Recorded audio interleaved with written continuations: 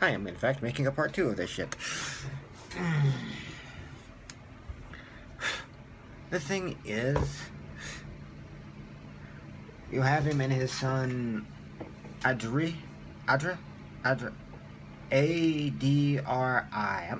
just gonna spell it. My last name is Oswald. Trust me, motherfuckers. Y'all have the same amount of fucking problems with that as I do with these names, so shush.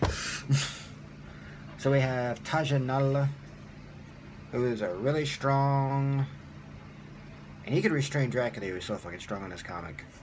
Mute. You could take away the mute thing, or you could get somebody who could, like, portray it physically. Vampire Hunter. Why doesn't he have a comic come out? Oh, that's right. He wasn't popular. No one gave a fuck. Because the three main people who people gave a shit, other than Dracula, four actually, there were four people gave a shit about. Hannibal King. Yeah, that was the guy that fucking Deadpool dude was playing. In Blade 3.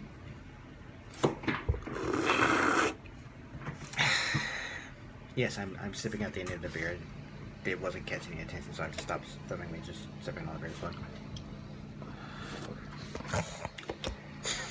Oh, wasn't that exciting. Anyway. Hannibal King. Rachel Van Helsing, who's basically Buffy. Buffy before Buffy, basically. Like, basically, fucking... What's his name? Took the personality of Kitty Pryde and slapped it onto the character of Van Helsing. If you think I'm bullshitting... This is her. Blonde, hot, young chick. Who does that remind us of? Anyway. And of course, Blade himself. I wonder what version we're going to get of Blade.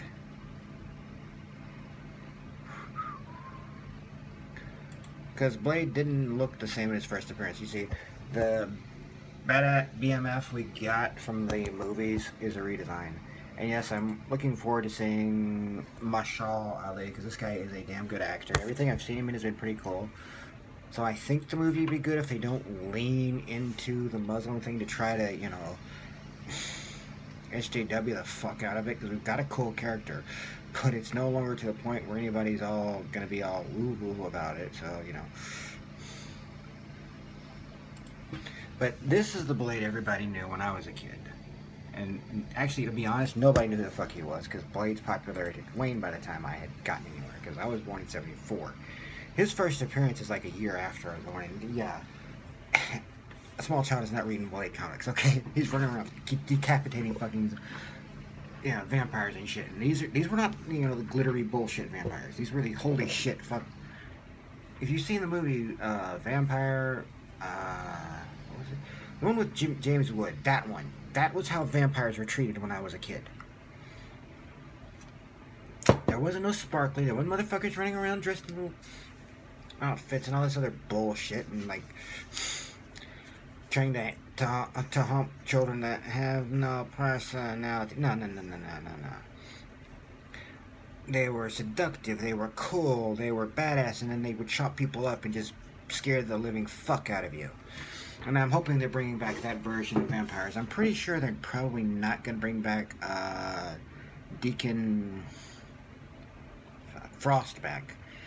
Because, for whatever reason, fucking Marv thought he was going to fucking sue the shit out of him for that character creation. He supposedly said he added a character creator. Okay, Marv. Then why didn't you bring him when you left? Yeah, okay, you just kind of created him and left him, right? I'm iffy on that one. I think he was a work-for-hire creation, but I don't know. It's possible that Marvel fucked him over because, you know, they have their moments when they could be some dicks. Oh, and the other character that was popular at the time was Lilith, because Lilith was just fucking awesome. No, not Lilith, the queen of all monsters. This was Dracula's daughter, based... Let's see, where's her picture at? I refuse to call that Lilith. No, that looks stupid. Fuck. Anyway, she was basically... If you've seen the second Dracula movie, because when Bela Lugosi didn't want to return for it, they made it about Lilith, the daughter of Dracula. It was her. Basically, Yeah, basically how I'm dressed. This is basically what she looked like, except she had some red shit here and there, and her hands were free, you know. And she had like a big red cape. Oh wait, here we go.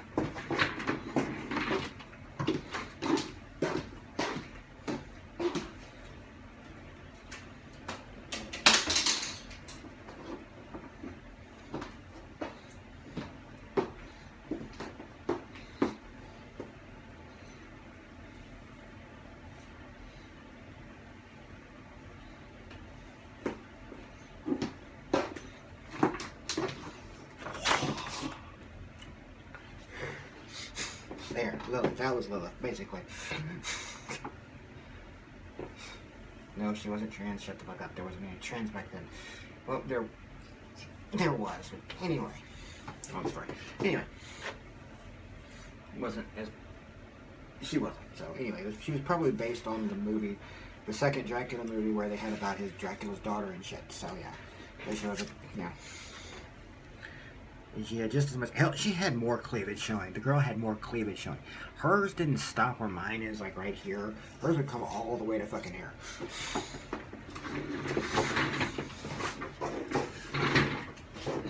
Again, sex was used a lot by vampires back then, not, you know, fucking... Oh, what is that stupid-ass show? Sparkle-A-Lot. Vampire Sparkle-A-Lot. I don't know. Fucking... I don't even remember the name of that stupid shit. Twilight. How you take one of the greatest Thor names from one of their greatest stories and use it for a shitty movie? I have no idea. Anyway. Obviously, I read this shit later in life because as a small child when this shit was coming out in the 70s, I was not reading fucking Blade. Well, Blade didn't even have a comic back then. He was part of the whole Dracula story. He was just so badass and cool. Everybody liked him. And they did stories with him in the magazines because these were sometimes published in a comic book, regular comic book size, and sometimes in the larger black and whites that you could get. Quincy Harker was the main guy who was the son of the duo that fought Dracula in the first thing. Yeah, from Bram Stoker's Dracula, actually.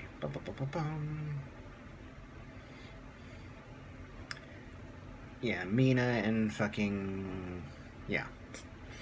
Anyway, he was trained by... And Abraham's granddaughter is Rachel.